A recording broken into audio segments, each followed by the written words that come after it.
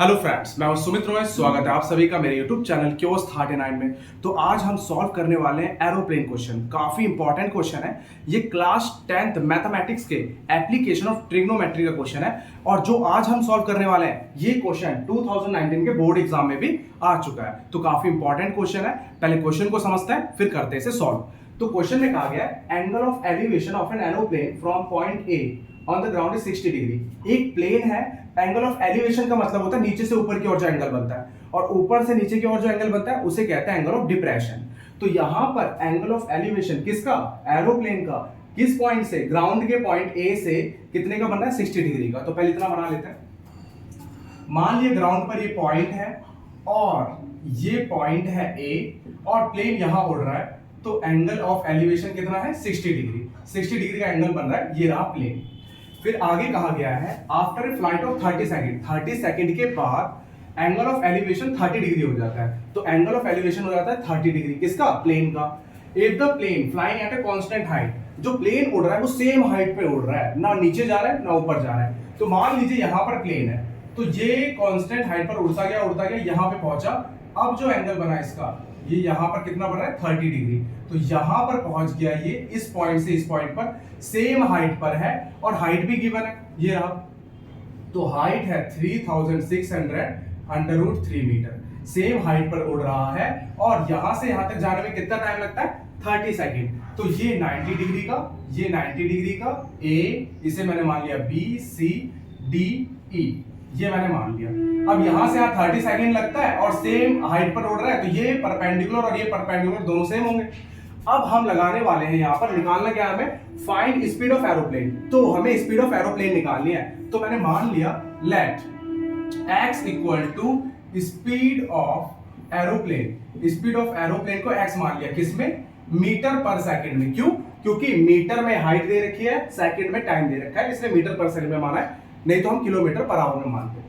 अब आगे जो कहा गया है, अब यहां पर देखिए ये हो गया स्पीड, यहां से यहां तक जाने में कितना टाइम लगता है, 30 सेकंड। तो यहां पर स्पीड बराबर होगा डिस्टेंस अपॉन टाइम 30 सेकंड, तो ईडी अपॉन 30 सेकंड्स। अब यहां पर x equal to ED, ED किसके इक्वल है, बीसी के, क्योंकि ये और ये सेम है, परपेंडिकुलर है और ये दोनों इक्वल होंगे डिस्टेंस। तो ईडी की जगह क्या लिख देंगे, बीसी। तो ईडी की जगह लिख देंगे बीसी अपॉन 30, नीचे 1 मान लिया, क्रॉस मल्टीप्लाई करा तो बीसी की वैल्यू आ गई 30x। ये आ गया बीसी 30x मीटर के तकरीबन आ जाएगा, ये डिस्टेंस आ चुकी है। अब हमारे दिमाग में यहां पर आ रहा होगा कि अब हम कौन सा ट्रायंगल लेंगे। तो हम पहले लेंगे ये वाला ट्रायंगल और उसके बाद लेंगे ये वाला ट्रायंगल। आप आगे पीछे भी कर सकते हो, कोई फर्क नहीं पड़ेगा। तो यहां पर मैं पहले ले रहा हूं इन ट्रायंगल एबीई। तो यहां पर मैंने लिया इन ट्राइंगल एबीई। अब एबीई में बच्चे कंफ्यूज होते हैं, साइन थीटा लेंगे, कॉस थीटा लेंगे, टेन थीटा लेंगे, कैसे पता चलेगा, क्योंकि ये परपेंडिकुलर गिवन है, कांस्टेंट हाइट है तो परपेंडिकुलर तो गिवन है। उसके बाद हमें ये निकालना है कि ये जो है इसकी स्पीड क्या है। अब देखिए यहां पर मैंने बीसी जो है वो फाइंड कर लिया है, तो टेन थीटा लगा देंगे, क्योंकि यहां पर हाइपोटेनियस का कोई काम नहीं है बेसिकली, ठीक है, ना हाइपोटेनियस गिवन है ना कोई उसका मतलब हमें यहां पर जो है यूज करना है, तो हम लेने वाले टेन थीटा। तो यहां पर मैं लेने वाला हूं इन ट्राइंगल एबीई, तो टेन थीटा लेंगे, टेन 60 डिग्री। तो ये पूरा 60 डिग्री का है, इसके सामने परपेंडिकुलर यही है, सेम हाइट पर उड़ रहा है, ये और ये सेम होंगी, तो परपेंडिकुलर होगा 3600 अंडर रूट 3 और बेस क्या हो जाएगा, AB। तो tan 60 की वैल्यू होती है under root 3 upon 1, 3600 under root 3 upon AB। Under root 3 से under root 3 cancel out, 1 times AB की मल्टीप्लाई 1 से AB आ जाएगा, 1 की मल्टीप्लाई इससे, तो 3600 मीटर आ गया AB के डिस्टेंस। अब AB आ चुका है, अब लेंगे tan 30 डिग्री, किसमें, ACD में। तो यहां लेंगे इन ट्राइंगल ACD, तो हम लेने वाले tan 30 डिग्री। tan 30 डिग्री क्या होगा, परपेंडिकुलर, जो कि यही है, और बेस क्या है, AC, ये आएगा 1 अपॉन अंडर रूट 3 और 3600 अंडर रूट 3 AC को ब्रेक कर लेंगे, AB प्लस BC। तो AB प्लस BC हम रख देंगे यहां पर, ये मैंने रख दिया, इसकी इधर मल्टीप्लाई, रूट 3 की इधर मल्टीप्लाई, तो ये आ जाएगा AB प्लस BC और √3 की √3 से मल्टीप्लाई होगी तो 3 आएगा, 3 की मल्टीप्लाई से करेंगे 10,800। AB की वैल्यू ये गिवन है, BC की वैल्यू 30x गिवन है। अब ये आ गया 10,800, ये प्लस का उधर जाके माइनस का, तो ये आ जाएगा आपका 7,200 मल्टीप्लाई में डिवाइड में, तो ये आ जाएगा 240 मीटर पर सेकेंड।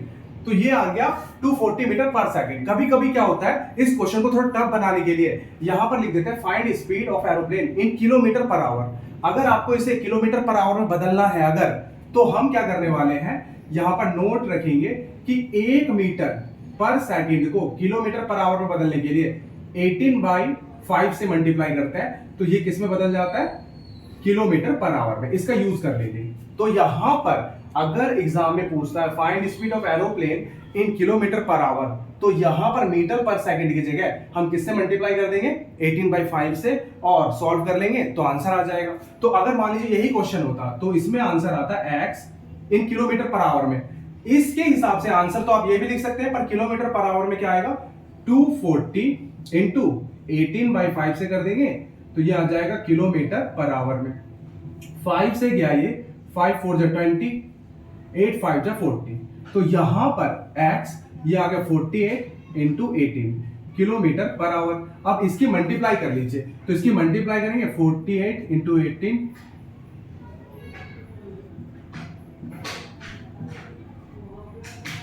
तो ये आ जाएगा 864 किलोमीटर पर आवर। ये आंसर आएगा आपका। तो मैंने आपको दोनों फॉर्म में बता दिया, मीटर पर सेकंड और किलोमीटर पर आवर। तो कैसा लगा आपको ये क्वेश्चन? अगर क्वेश्चन आपको समझ में आया तो वीडियो को लाइक कीजिए, मेरे चैनल को सब्सक्राइब कीजिए और इस वीडियो को ज्यादा से ज्यादा शेयर कीजिए ताकि ज्यादा से ज्यादा स्टूडेंट इसका फायदा उठा पाए। तब तक के लिए मिलते हैं नेक्स्ट वीडियो में। Thank you so much.